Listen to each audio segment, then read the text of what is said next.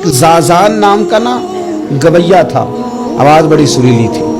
شراب خانے میں جب محفل سجتی تھی تو معاذ اللہ وہ گانے گایا کرتا تھا، سریلی آواز تھی. حضرت عبداللہ ابن مسعود حضور کے صحابی،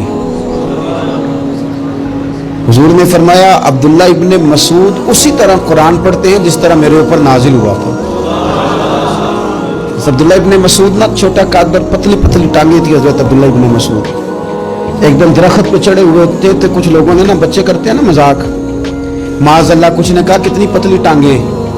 اللہ کے محبوب علیہ السلام نے فرمایا قیامت کے دن عبداللہ ابن مسعود کی ٹانگوں کا وزن احد پہاڑ سے بھی زیادہ ہوگا. زبردست صحابی ہے. اور حضور نے فرمایا میں نے جس کو گورنر بنایا، کسی جگہ امیر بنایا، مشورہ کر کے بنایا، اگر میں کسی کو بغیر مشورے کے امیر بناتا تو عبداللہ ابن مسعود کو بناتا. حضرت عبداللہ ابن مسعود گزر رہے تھے تو وہ جو زازان نام کا گویا تھا وہ گانے گا رہا تھا. ہماری جو تقریریں ہیں نا جی، میری طرح کے لوگ، وہ چونکہ جمعہ پڑھانا ہے، 45 منٹ پاس کرنے ہیں، تو نہ وہ ذوق سے تیاری، نہ وہ درد. قوم کی اصلاح، ایک میرے حصہ فرمایا کرتے تھے تمہارا بچہ بگڑ جائے تو کتنے پاپڑ بیلتے ہو صحیح ہو جائے. یکدم خدا نہ خواستہ خاکم بدہن کروڑ دفعہ اللہ معاف کرے کسی باپ کو رات کو خبر مل جائے کہ تیرا بیٹا نشہ کرتا ہے، سوئے گا رات کو؟ روئے گا کہ نہیں مصلی بچھا کر؟ لیکن یہ صرف اپنے بیٹے کے بارے میں ہے. کاش قوم کے ہر بیٹے کے بارے میں ہمارا یہی ذہن بن جائے کہ یار یہ کیوں بگڑ گیا ہے. اور اس درد سے جب ہم اصلاح کریں گے، تقریر کریں گے، پھر آپ محسوس کریں گے کہ اللہ اس میں اثر بھی پیدا کرے اور اس میں تاثیر آتی. حضرت عبداللہ ابن مسعود گزرے تو اب درد تھا نا دل کے اندر، اور اگر کسی نے توبہ کرنی ہے تو ایک جملے سے بھی کر لینی. آپ گزرے، سریلی آواز کانوں میں آئی، کھڑے ہو کے کہنے لگے کون ہے؟ کہ جناب زازان نام کا گویا ہے. مصطفیٰ کریم کے شانوں والے غلام کی زبان سے لفظ نکلے، کتنی سونی آواز ہے، کاش یہ قرآن پاک کی تلاوت کرتا.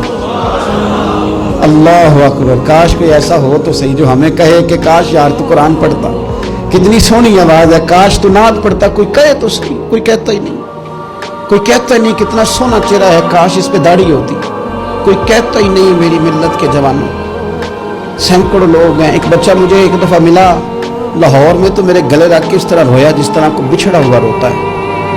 مجھے لگا پیر صاحب مر جان لگے ہیں، کوئی ساڈی اصلاح ہی نہیں کرتا، کھب گئے گناہ میں، کوئی بائیں نہیں پڑتا.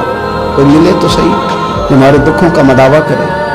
کوئی نہیں، اپنی اپنی نفسا نفسی، کوئی بات بتانے والا ہی نہیں. میں اکثر دوستوں سے کہتا ہوں کہ بڑے شوق سے سن رہا تھا زمانہ تو ہم ہی سو گئے. داستان کہتے کہتے لوگوں کا دل کرتا ہے ان کی اصلاح ہو جائے، پر کوئی درد والا ہو، کوئی ایسی بات ہو تو تب ہے نا. ہائے ہائے. حضرت عبداللہ ابن مسعود کہنے لگے کاش یہ قرآن پاک پڑھتا. یہ کہہ کے چلے گئے.